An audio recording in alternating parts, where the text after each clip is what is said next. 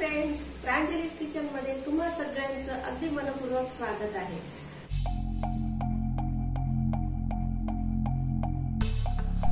सध्या नवरात्रीचे दिवस आहेत आणि ज्यांच्या घरी घटस्थापना होते त्यांच्या घरी कडकण्या हा देवीसाठी एक नैवेद्य बनवला जातो। तर तुम्ही आवाज ऐकू शकता ह्याचा, एकदम कडक आणि कुरकुरीत ह्या कडकण्या होतात।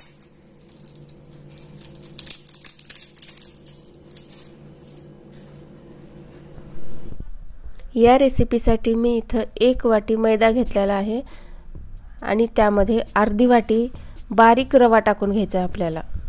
आणि त्यानंतर थोडंसं आपल्याला पिठी साखर वापरायचं आहे। मी इथं 3 चमचे पिठी साखर वापरत आहे। रवा, मैदा आणि पिठी साखर टाकल्यानंतर त्यामध्ये मी थोडंसं पाणी टाकून ते मळून घेत आहे। ज्यावेळी तुम्हाला हे कडकण्या बनवायचे आहेत त्यावेळी रवा आणि मैदा दोन्ही वापरा आणि रवा हा बारीकच वापरायचा आहे आपल्याला।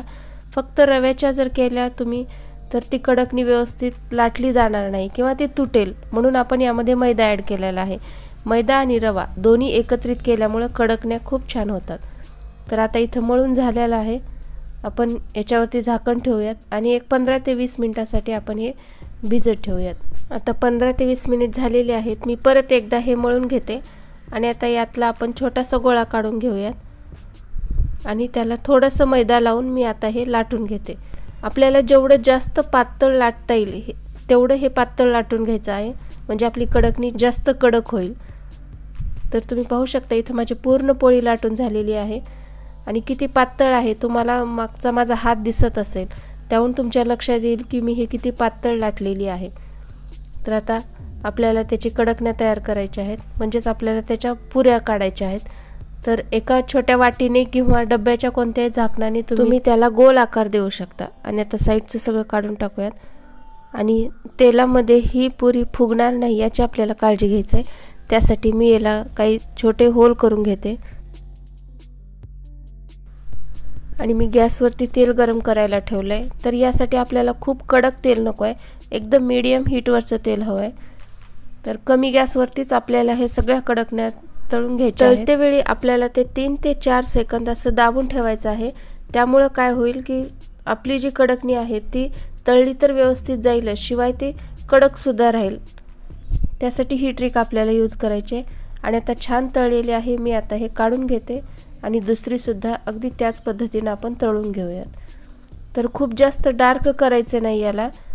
आता तेच पीठ वापरून मी इथं देवीसाठी वेणी बनवणार आहे। तर आपल्याला हे जेवढे लांब करता येईल तेवढं ते लांब करून घ्यायचं आहे। व्हिडिओमध्ये दाखवल्याप्रमाणे दोन्ही हाताने तुम्ही ते लांब करू शकता आणि एक समान असे 3 भाग करून घ्यायचे आहेत आपल्याला त्याचे। आणि आता 3 भाग आपण एकत्रित करूयात आणि याची आपण ज्याप्रमाणे केसाची वेणी घालतो अगदी तशीच याची वेणी घालायची आहे। इथं माझी वेणी सुद्धा तयार झालेली आहे आणि ती सुद्धा आपण कमी गॅसवरती तळून घेऊयात। तर आता देवीसाठी वेणी सुद्धा तयार आहे। आता पुढचं आपण पाहणार आहोत ते म्हणजे फणी। तर अगदी छोटा गोळा घ्यायचा आहे आणि त्याचा आपल्याला लाटून घ्यायचा आहे आणि त्याला आपण अगदी मधोमध कट मारणार आहोत आणि जो वरचा भाग आहे तो आपण फणीसाठी वापरूयात। तर सुरीच्या मदतीने हे अशा प्रकारे कट करून घ्यायचं आहे ते। आणि आता हे सुद्धा आपण तेलामध्ये तळून घेऊयात। सध्या नवरात्र आहे त्यामुळे बऱ्याच जणांच्या घरी घटस्थापना केली जाते। देवी बसवल्यानंतर देवीला 5व्या दिवशी किंवा 7व्या दिवशी प्रथेप्रमाणे त्याला कडकण्याचा नैवेद्य दाखवला जातो। त्यासाठी आज कडकण्या, वेणी आणि फणी याचा व्हिडिओ मी केलेला आहे।